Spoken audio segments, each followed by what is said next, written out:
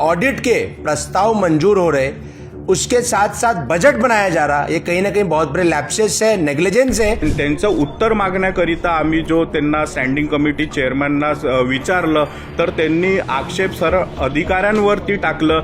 लेकिन हमारी एक नहीं सुनी गई। ऊपर से लास्ट में हमको ये बोला गया कि अगर से आप डेकोरम का उल्लंघन करोगे तो हमको आपके बारे में सोचा जाएगा। स्टँडिंग कमिटी चालवायचा सुद्धा एक डेकोरम असतो, ती चालवण्याची एक पद्धत असते। ती पद्धतीमध्ये जर का तुम्ही काम करण्याला तयार असाल तर आम्ही चर्चेला तयार आहोत।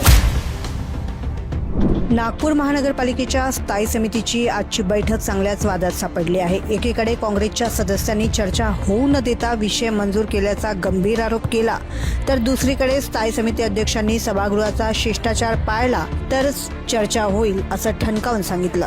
नेमकं काय घडलं आजच्या बैठकीत, पहा हा सविस्तर रिपोर्ट। काँग्रेसचे नगरसेवक अभिजित झा म्हणाले, आम्ही सभागृहात जनतेचे प्रश्न घेऊन उभे राहिलो। 6 वर्षांपासून ऑडिट झालेलं नाही, हा मोठा घोटाळा आहे।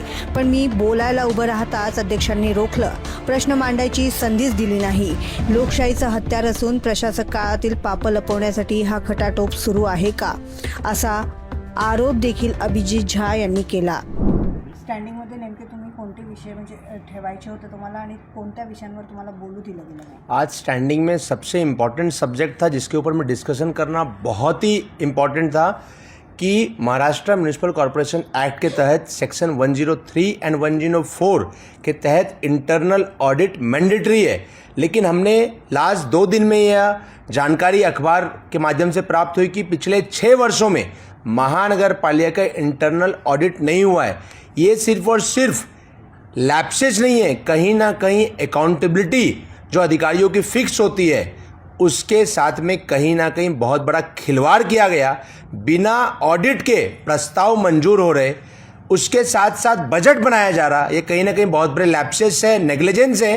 क्योंकि जब कहीं पे भी ये सारे फंड का इस्तेमाल होता है तो उसकी अकाउंटेबिलिटी होती है ऑडिट के माध्यम से।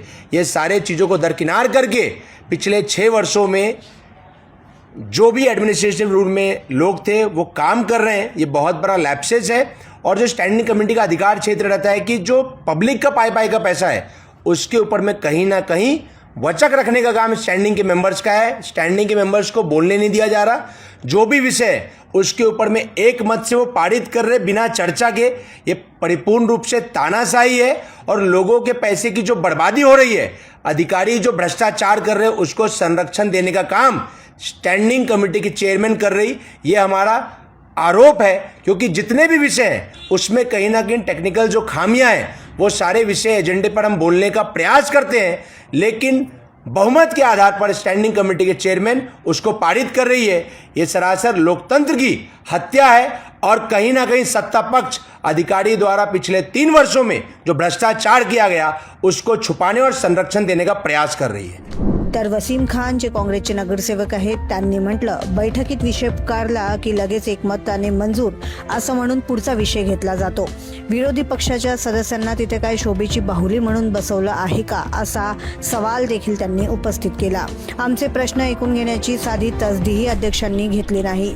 हा जनतेच्या पैशावर डल्ला मारण्याचा प्रकार आहे का, असा सवाल देखील यावेळी वसीम खान यांनी उपस्थित केला। त्यामध्ये काय झालं नेमकं, काय तुम्ही आरोप करताय की तुम्हाला बोलू दिलं गेलं नाही, नेमकं काय झालं? आज स्टैंडिंग की मीटिंग थी जिसमें 5 विषय कुल लेने वाले थे, लेकिन प्रत्येक विषय को ऐसा हुआ कि विषय बोलने से पहले जो 11 मेंबर है सत्ता पक्ष के, उन लोगों ने एक मतानी मंजूरी ये बोल दिया। हम लोगों को कई विषयों पे चर्चा करनी थी लेकिन हमारी एक नहीं सुनी गई।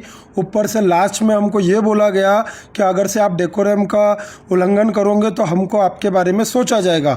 तो अगर से एजेंडा जब 8 दिन पहले आ रहा है स्टैंडिंग का, तो वो इसीलिए आ रहा है कि प्रत्येक सदस्य उसको पढ़े और आपको क्या उस पर क्वेश्चन रेस करना है, क्या अपनी राय रखना है वो रखे स्टैंडिंग में।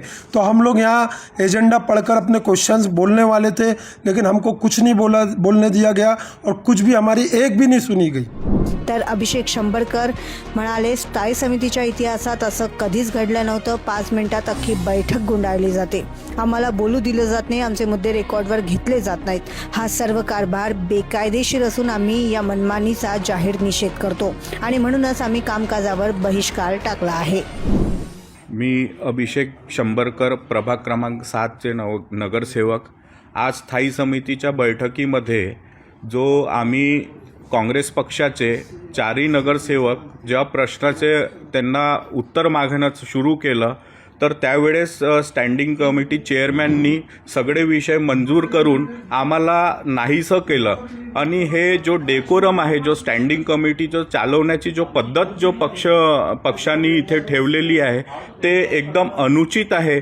कारण की आमचे जो प्रश्न होते, ज्या विषयावरती आजच्या जो उत्तर देण्याकरिता आजची जो मीटिंग ठेवली होती, या इथे त्यांनी आमचे काहीच नाही ऐकू घेतलं. कारण की आम्ही जो उत्तर जो मागितलं होतं ते जनतेचा जो पैसा, जो महानगरपालिकामध्ये जो जनतेच्या पैशाचा दुरुपयोग होत आहे, त्यांचं उत्तर मागण्याकरिता आम्ही जो त्यांना स्टँडिंग कमिटी चेअरमॅनना विचारलं, तर त्यांनी आक्षेप सरळ अधिकाऱ्यांवरती टाकलं. जेव्हा की स्टँडिंग कमिटीच्या चेअरमॅननी याच्यावरती उत्तर दिलं पाहिजे होतं, तर त्यांनी दुर्लक्ष केलं. आणि आपलं जो पक्षाची जो त्यांनी जो पक्ष एकमताने त्यांनी जो पारित केलं, आणि त्यामुळे जो महानगरपालिकाच्या जनतेच्या जो पैशाचा अपव्यय जो होत आहे ते अनुचित आहे. म्हणून आम्ही याच्या पुढे पण जो स्टँडिंग मीटिंग आहे त्याच्या आम्ही त्या मीटिंगचा आम्ही निग्लिजेबल करू. आणि त्या मीटिंगमध्ये असं वाटत आहे आम्हाला की आम्हाला सगळे निग्लिजेबल करत आहेत. आणि या मीटिंगमध्ये आम्हाला इथे उपस्थित राहून सुद्धा आमचे जर प्रश्न इथे होत नसेल तर ते या नागपूर शहराच्या जनतेसाठी अनुचित आहे. तर स्थायी समिती अध्यक्षा शिवानी दाने यांनी यावर स्पष्टीकरण देत म्हटलं की विरोधकांनी सभागृहाचा शिष्टाचार पाळायला हवा. आम्ही चर्चेला तयार आहोत, पण गोंधळ घालून कामकाज थांबवणे योग्य नाही. नियमानुसारच सर्व विषय मंजूर करण्यात आले. विरोधकांचा हा नेहमीचाच तक्रारीचा सूर आहे की त्यांना बोलू दिलं जात नाही. मात्र सभागृहात बोलण्याची आणि चर्चा करण्याची एक पद्धत असते, एक शिष्टाचार असतो. जर विरोधी पक्षाने तो पाळला आणि नियमानुसार चर्चा केली तर आम्ही त्यांच्या सर्व प्रश्नांची उत्तर देण्यास आणि चर्चा करण्यास सदैव तयार आहोत. कामकाज नियमानेच पार पडले आहे, असं देखील स्थायी समिती अध्यक्षा शिवानी दानी वखरे यांनी सांगितलं. ही स्टँडिंग सुरू झाली. गेल्या वेळेस जे मुद्दे आले होते की 25% जास्तीचे टेंडर, त्याबद्दलची माहिती देण्यात आली होती. आणि तो जो प्रश्न गेल्या वेळेस झाला होता त्यावरही विरोधकांनीच प्रश्न उचलले होते. त्याच्यावर रादर आमची चर्चामध्ये त्यांचा पण तो मुद्दा होता की क्वालिटीवर कुठलेही कॉम्प्रोमाइज नको. आणि तीच आमची पण भूमिका कालही होती, आजही आहे, की हा जनतेचा पैसा आहे, क्वालिटीवर कुठल्याही प्रकारे कॉम्प्रोमाइज करण्यात येणार नाही. आणि त्या अनुषंगाने आपण आदेश दिले होते, त्यांनी तो अहवाल सादर केला होता.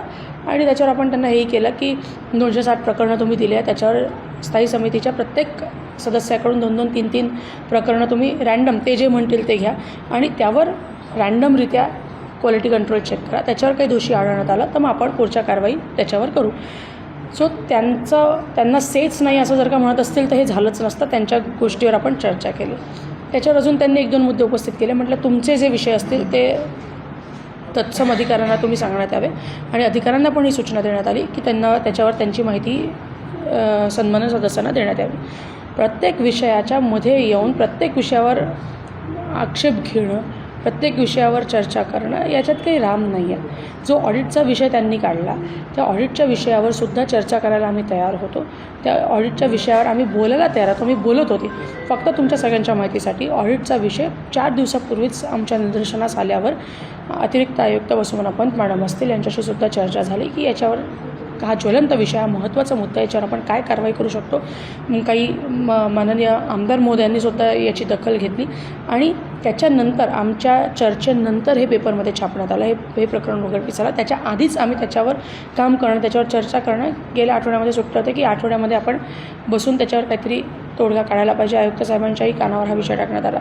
सो अशा सगळ्या परिस्थितीमध्ये तुम्हालाच सगळ्या गोष्टींची येऊन पडली आणि आम्ही काही काम करत नाही हो असं तुम्ही जर का आवेश आणत असाल तर ते स्वीकारार्ह नाही आहे. आम्ही स्टँडिंग चालवायचा प्रयत्न करतो, आम्ही स्टँडिंग चालवतो आहे. हे जनतेचे पैसे आहे, त्याच्यावर योग्य निर्णय घेण्याचा प्रयत्न करतो आहे. आणि तुम्ही प्रत्येक गोष्टी तुम्हालाच समजता आणि आम्हाला समजत नाही या आवेश किंवा हे परसेप्शन तयार करायची चुकी करू नका. तुम्ही आधी किती दिवे लावले संपूर्ण देशाने पाहिले. 70 वर्षात देशाचे काय हाल केले जगाने देशाने पाहिलेले. आणि प्रत्येक गोष्ट चर्चा करण्यास आम्ही तयार आहोत. पण प्रत्येक गोष्टीचा एक डेकोरम असतो. स्टँडिंग कमिटी चालवायचा सुद्धा एक डेकोरम असतो. ती चालवण्याची एक पद्धत असते. ती पद्धतीमध्ये जर का तुम्ही काम करण्याला तयार असाल तर आम्ही चर्चेला तयार आहोत. आम्ही प्रत्येक गोष्टीला उत्तर देण्यास बांधील आहोत. आम्हाला जनतेने निवडून दिलं आहे. आमचं काम आहे लोकांना उत्तर देणं. आम्ही ते देऊ. पण तुम्ही चुकीचं परसेप्शन तयार करून आम्हाला बोलण्याची संधीच देत नाही. आम्हाला हेच नाही, आम्हाला तेच नाही. ही यांच्यात काही विरोधाभास नाही आहे, यांच्यात काही चुकीचं नाही. यांचा ट्रेंडच आहे. तिकडे राहुल गांधी बोलतात, तिकडे हे बोलतात की आम्हाला बोलू देत नाही. त्यामुळे हा त्यांचा ट्रेंड आहे, त्यांचा कल्चर आहे. काही याच्यात वावगं नाही. डेकोरममध्ये स्टँडिंग चालवू देणार असाल तर ते डेकोरममध्ये चालेल. तुम्ही तमाशे केले तर सभा स्थगित करावीच लागेल. आमची बोलण्याची तयारी आहे. आम्ही बोलायला तयार आहोत. आम्ही उत्तर द्यायला बांधील आहोत. आणि आम्ही नियमात राहून या जनतेच्या निवडून दिलेल्या, आम्हाला दिलेल्या दायित्वाच्या अधोरेखित आम्ही असल्यामुळे आम्ही काम चांगलं करण्याचा प्रयत्न करत आहोत. विनाकारण चुकीचं परसेप्शन तयार करू नये.